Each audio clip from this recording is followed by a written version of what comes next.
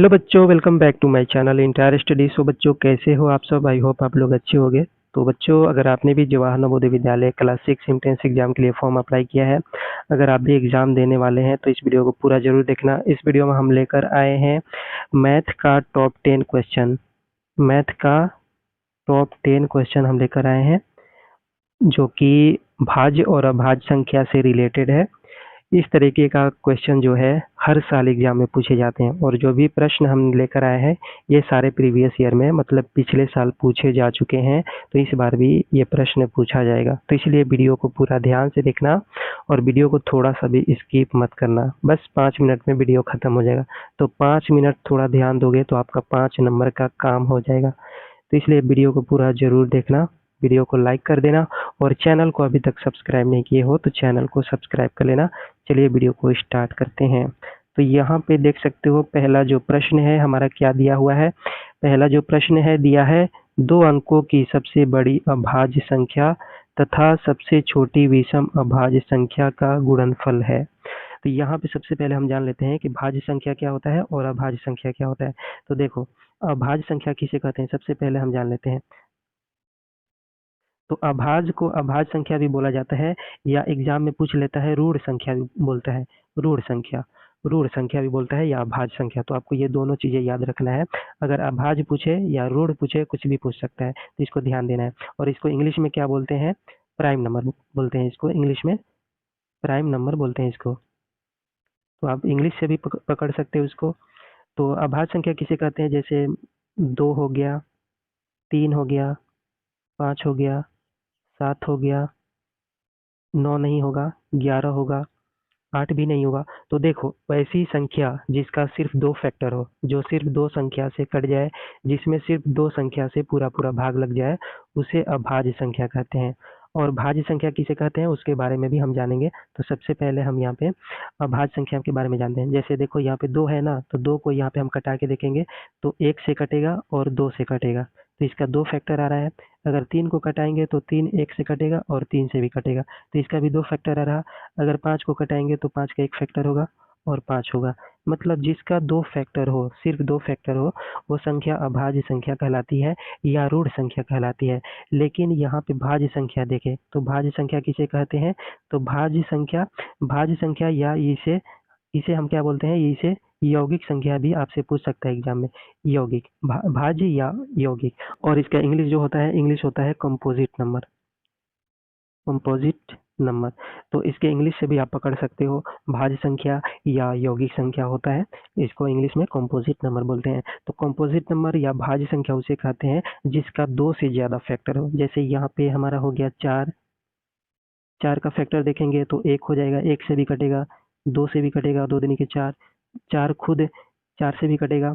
अगर 6 को लेते हैं तो 6 का फैक्टर क्या हो जाएगा? 1 से कटेगा, 2 से कटेगा, 3 से कटेगा, 6 से कटेगा। तो देख सकते हो यहाँ पे इसका फैक्टर 3 हो गया, इसका फैक्टर 4 हो गया। तो वैसी संख्या जिसका फैक्टर 2 से ज़्यादा हो उसे भाज्य संख्या कहते हैं, और जिसका फैक्टर सिर्फ 2 हो उसे अभाज्य संख्या कहते हैं। तो ये बात को ध्यान रखना। आई होप आपको समझ में आ गया होगा। और एक जो होता है, एक नंबर जो है, ये ना तो भाज्य है और ना ही अभाज्य है, इसको आपको याद रखना है। ये भाज्य भी नहीं होगा और अभाज्य भी नहीं होगा। तो अब चलिए चलते हैं क्वेश्चन पे। तो क्वेश्चन हमारा यहाँ पे दिया है कि 2 अंकों की सबसे बड़ी अभाज्य संख्या तथा सबसे छोटी विषम अभाज्य संख्या का गुणनफल है। तो देखो, 2 अंकों की सबसे बड़ी अभाज्य संख्या आपको याद करना पड़ेगा। तो सबसे बड़ी अभाज्य संख्या क्या हो जाएगा? 2 अंकों की 97 हो जाएगा। और सबसे छोटी विषम अभाज्य संख्या, सबसे छोटी विषम अभाज्य संख्या, तो विषम अभाज्य संख्या क्या हो जाएगा? 3 हो जाएगा, क्योंकि अभाज्य संख्या जो है 2 से स्टार्ट होता है। 2, 3, 5, 7, 8 नहीं होगा, 9 भी नहीं होगा, 10 भी नहीं होगा, 11 होगा। तो इसमें जो विषम है, विषम तो सबसे पहले विषम संख्या कौन है? 3 आ रहा, फिर 5 आ रहा, तो सबसे छोटी विषम अभाज्य संख्या क्या हो जाएगी? 3 हो जाएगी। तो यहाँ पे हम 3 को लिख देते हैं। अब यहाँ पे दोनों का गुणनफल पूछ रहा है, गुणनफल, तो हम क्या करेंगे? दोनों में गुणा कर देंगे। 97 और 3 को गुणा करेंगे तो कितना आ जाएगा? 17 के 21 हो जाएगा, 21 का 1 लिखेंगे, और फिर 3 नवा 27 हो जाएगा। 27 और 21 में का 2 हासिल, 27 2 कितना हो जाएगा? 29 हो जाएगा। 29 हो जाएगा, मतलब 291 यहाँ पे हमारा आंसर आ गया। तो 291 कहाँ दिया है? तो ऑप्शन बी में दिया है हमारा 291। तो ऑप्शन बी राइट आंसर हो जाएगा। आई होप आपको समझ में आ गया होगा क्वेश्चन अच्छे तरीके से। तो ऐसे आप एग्जाम में बना सकते हो। अब चलिए देखते हैं नेक्स्ट। तो नेक्स्ट है हमारा दूसरा प्रश्न। दूसरा प्रश्न क्या दिया है? प्रथम चार अभाज्य संख्याओं का योगफल क्या है? प्रथम चार अभाज्य संख्याओं का योगफल क्या है? तो प्रथम चार अभाज्य संख्या कैसे लिखेंगे? जैसे 2 हो गया, 3 हो गया, 5 हो गया, 7 हो गया। तो ये प्रथम मतलब स्टार्टिंग में जो अभाज्य संख्या आएगा उसका योगफल बताना है हमें। तो सबको जोड़ देना है। 2 प्लस 3 प्लस 5 प्लस 7 बराबर कितना होगा? तो प्रथम चार पूछा है तो चार अभाज्य संख्या को हमने लिया और यहाँ पे प्लस का चिन्ह दे दिया। अब यहाँ पे जोड़ देना है। 3 2 5, 5 10, 10 7 17। कितना आ जाएगा? हमारा आंसर आ जाएगा 17। तो 17 कहाँ दिया है? ऑप्शन डी में दिया है। तो ऑप्शन डी हमारा राइट आंसर हो जाएगा। तो इस तरीके से बना सकते हो आप। अब चलिए देखते हैं नेक्स्ट। नेक्स्ट क्वेश्चन क्या दिया है हमारा? नेक्स्ट क्वेश्चन है यहाँ पे दोस्तों कि निम्नलिखित में से कौन सी अभाज्य संख्या है? तो हमने क्या बताया था बच्चों कि जिस संख्या का सिर्फ 2 फैक्टर हो वही अभाज्य संख्या होता है। तो यहाँ पे 91 का 2 से ज़्यादा फैक्टर हो जाएगा, 93 का भी, 95 का भी।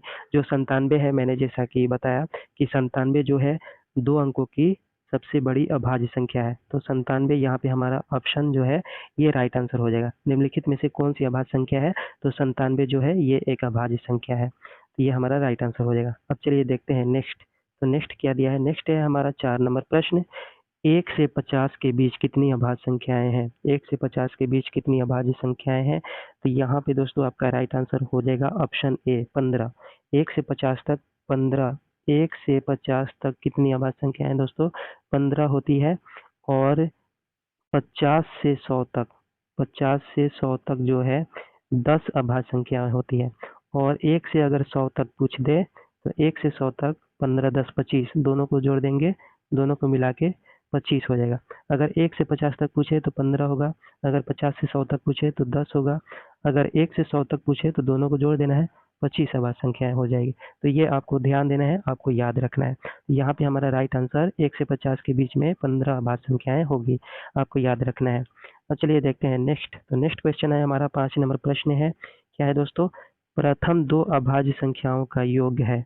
प्रथम 2 अभाज्य संख्या। तो प्रथम 2 अभाज्य संख्या कौन-कौन सी होगी? तो ये 2 हो जाएगा और 3 हो जाएगा। प्रथम 2 मतलब स्टार्टिंग में यही तो आ रहा है, 2 आ रहा है, 3 आ रहा है, फिर 5 आएगा, फिर 7 आएगा। तो यहाँ पे दोनों संख्याओं का योग बताना है। योग मतलब होता है जोड़। तो यहाँ पे हम प्लस का चिन्ह दे देंगे और दोनों को जोड़ देंगे। तो 2 3 कितना हो जाएगा? 5 हो जाएगा।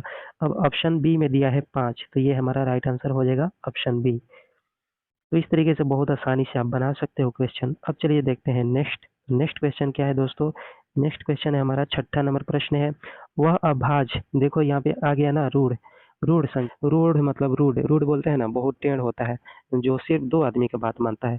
एक अपने फैमिली वालों का, एक अपना बात मानता है। इसके अलावा किसी का भी बात नहीं मानता हो, उसे रूढ़ संख्या कहते हैं, उसे अभाज्य संख्या कहते हैं। इस ट्रिक से आप याद कर सकते हो कि कोई लड़का है, बहुत रूढ़ है, बहुत रूढ़ है। वो किसी का बात नहीं मानता है, सिर्फ 2 लोगों का बात मानता है, अपनी फैमिली वालों का और अपना।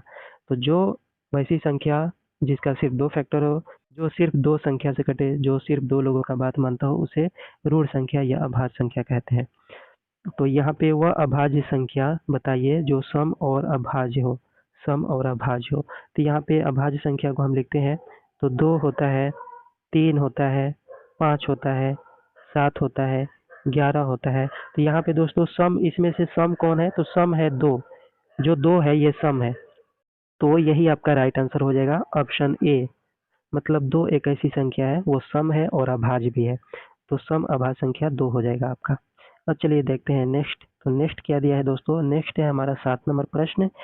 50 से 100 तक कुल अभाज्य संख्याएं हैं। 50 से 100 तक कुल अभाज्य संख्याएं कितनी है दोस्तों? अभी अभी मैंने आपको बताया है कि 1 से अगर 50 तक पूछे तो आपका 15 हो जाएगा। अगर 50 से 100 तक पूछे अभाज्य संख्या तो आपका 10 हो जाएगा।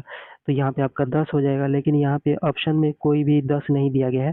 तो ये ऑप्शन जो है टाइपिंग में मिस्टेक हो गया है, तो इसके लिए सॉरी, ये यहाँ पे गलत हो गया है। तो आपका जो राइट आंसर होगा ये 10 हो जाएगा।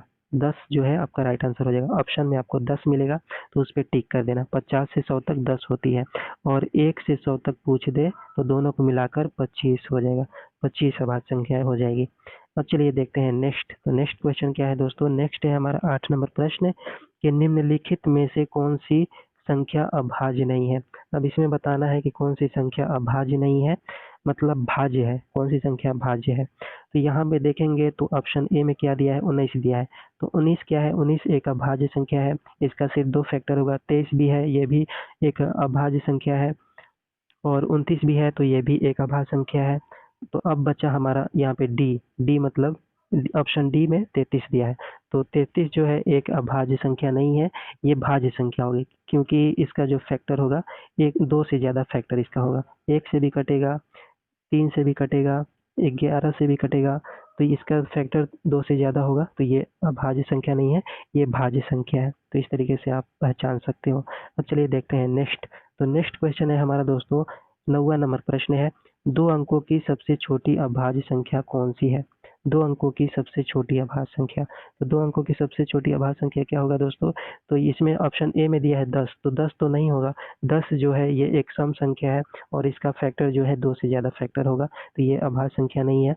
यहाँ पे 11 है, 11, 13, 19 तीनों जो है ये अभाज्य संख्या है, लेकिन यहाँ पे सबसे छोटी पूछ रहा है, सबसे छोटी। तो सबसे छोटा इसमें से कौन है? 11 है। तो 11 है मतलब हमारा राइट आंसर 11 हो जाएगा। 2 अंकों की सबसे छोटी अभाज्य संख्या 11 हो जाएगा। अब चलिए देखते हैं नेक्स्ट। नेक्स्ट और यहाँ पे लास्ट है हमारा प्रश्न, 10 नंबर प्रश्न है, 2 अंकों की सबसे बड़ी अभाज्य संख्या है। 2 अंकों की सबसे बड़ी अभाज्य संख्या, मैंने पहले भी आपको बता दिया कि 2 अंकों की सबसे बड़ी अभाज्य संख्या 97 होता है, 97।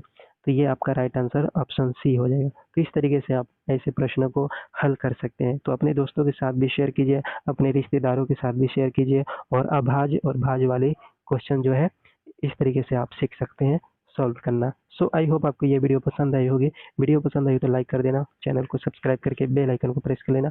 आज की इस वीडियो में बस इतना है, मिलते हैं अगले वीडियो में। Bye bye, take care.